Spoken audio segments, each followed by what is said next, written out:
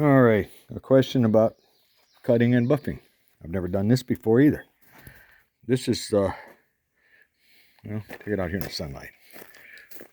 This is what I'm looking at after just the sanding, and that was with 2000 grit. Not much luster there, of course.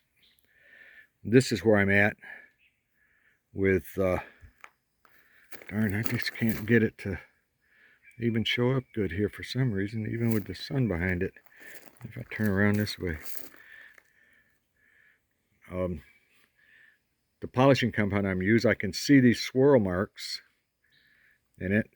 I mean, the reflection is good. I can see my face in it really well, but I'm not happy with the result here. The swirl marks from the polishing, I'm using a wool pad, and I'm using this from Eastwood. It's supposed to be good stuff, I guess, but I'm not getting the luster I was hoping to get. I mean, it looks all right. I can see my reflection in it just fine, but I thought it would be better. I didn't expect to see these swirl marks from the pad.